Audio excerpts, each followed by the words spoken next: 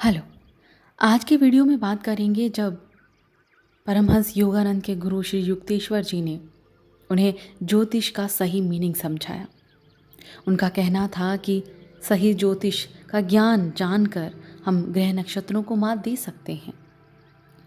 योगानंद कहते हैं कि ज्योतिष पर विश्वास मैं करता नहीं था, लेकिन एक दिन अचानक उनके गुरु ने कहा कि मुकुंद, तुम एक ज्योतिषी वाला कड़ा क्यों नहीं लाते?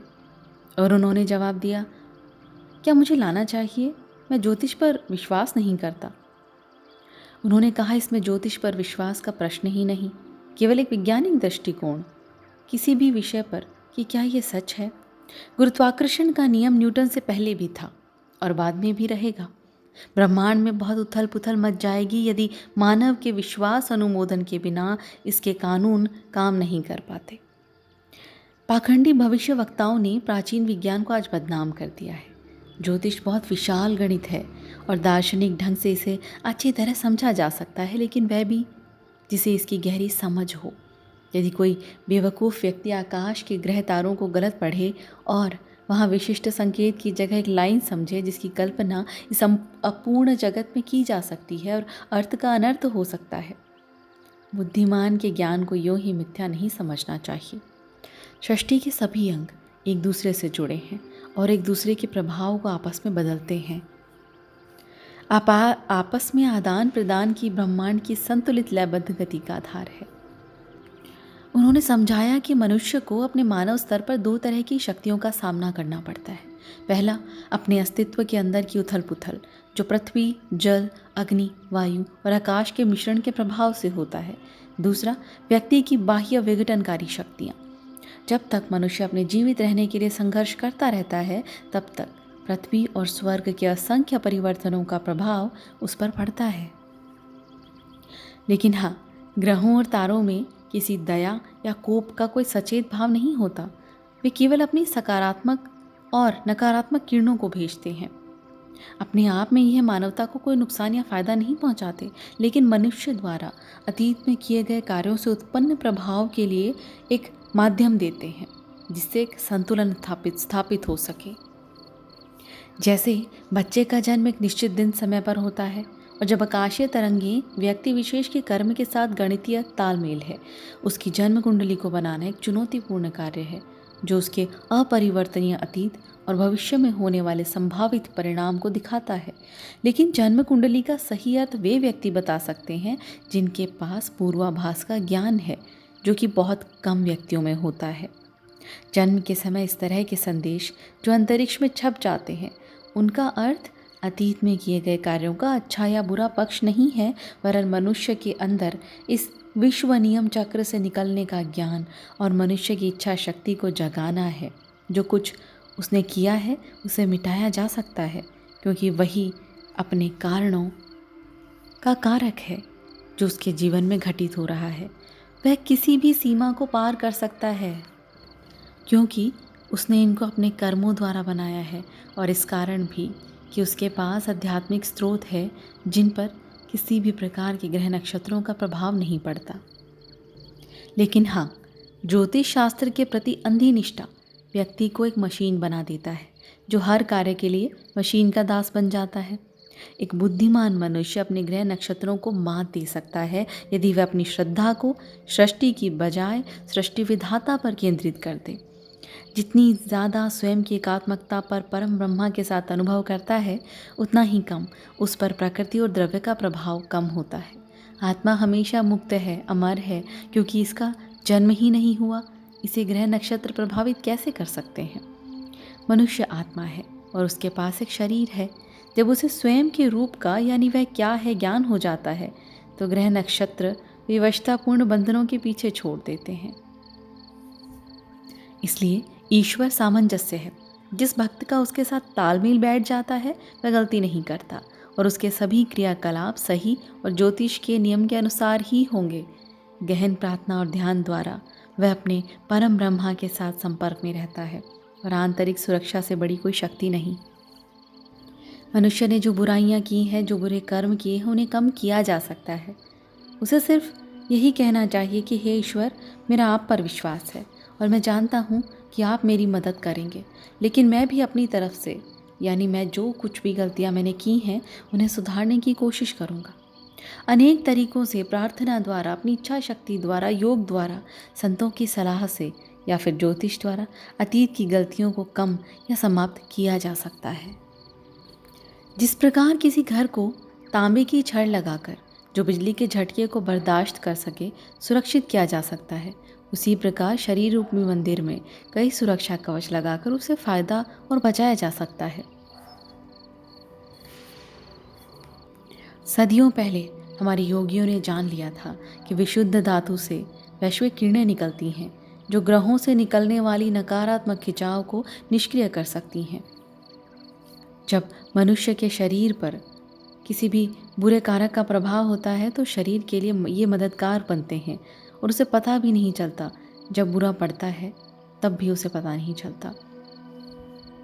और केवल धातुओं का ही मिश्रण नहीं बल्कि पेड़ पौधों और सबसे ज़्यादा प्रभावी विशुद्ध दोष रहित रत्न होते हैं जिनका वजन कम से कम 2 कैरेट का हो, जिनके द्वारा मनुष्य पर पड़ने वाले ग्रहों का बुरा प्रभाव कम या खत्म किया जा सकता है।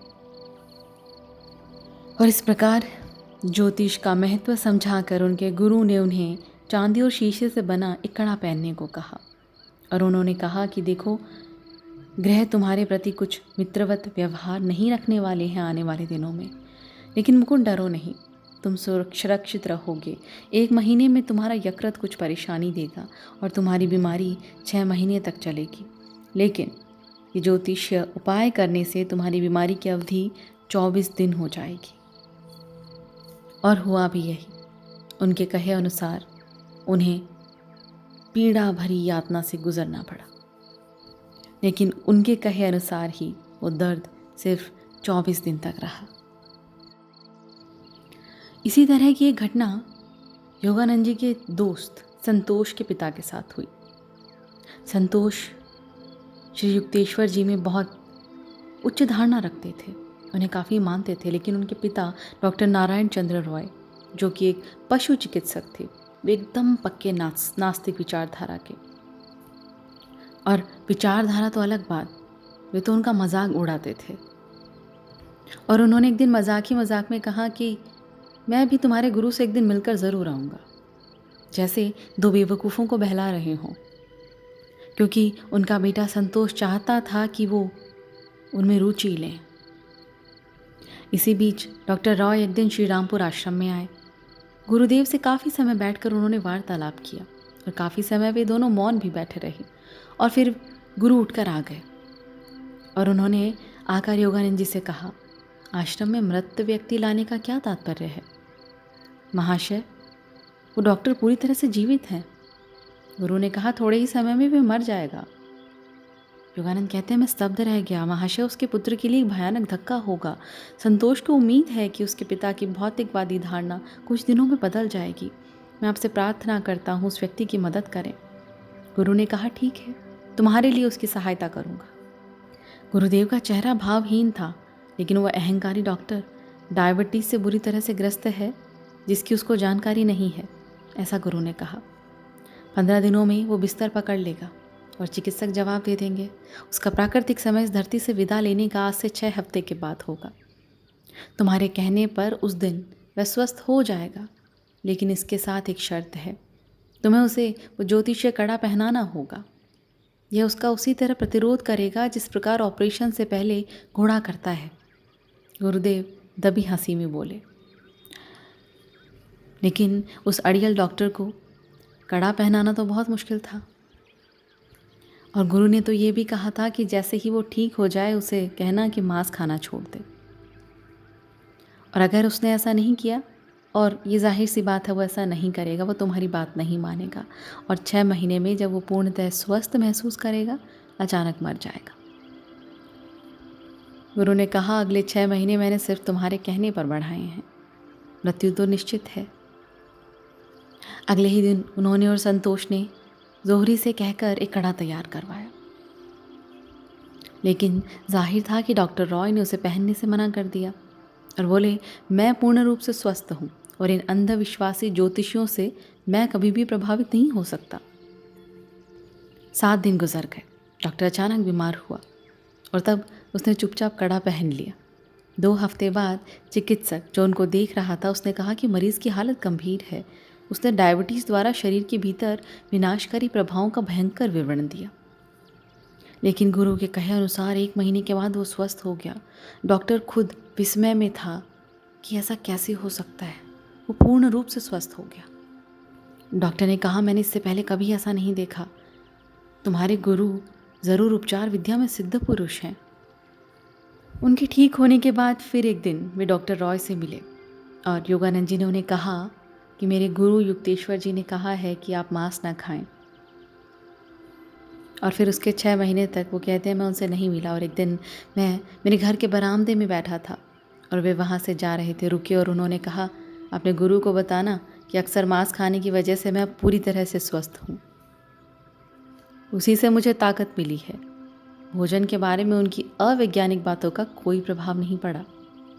और ये सच भी था क्योंकि डॉक्टर रॉय बहुत तंदुरुस्त लग रहे थे। लेकिन अगले ही दिन संतोष अपने घर से भागा आया और कहने लगा, इस सुबह अचानक मेरे पिता की मृत्यु हो गई। योगानंद कहते हैं कि मेरे अपने गुरु के साथ यह अजीब व गरीब अनुभव था और उन्होंने एक विद्रोही पशु चिकित्सक को उसके अविश्वास के बावजूद प्राकृतिक रूप से उस व्यक्ति की जीवित रहने की अवधि को 6 महीने बढ़ाया था।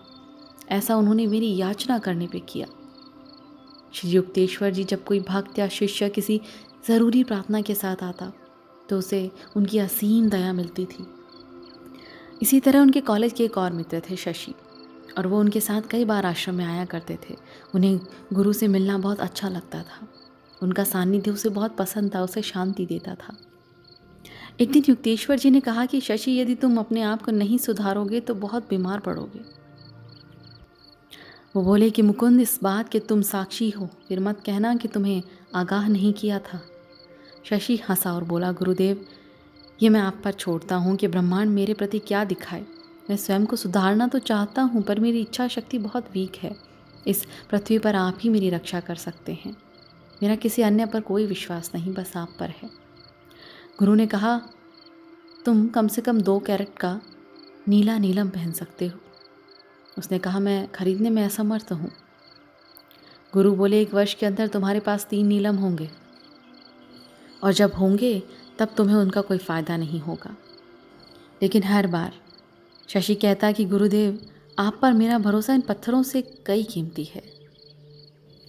एक दिन वे अपने गुरु के साथ योगानंद जी आश्रम में बैठे थे और तभी मुख्य द्वार से आवाज़ आई और वहाँ पे शशि था।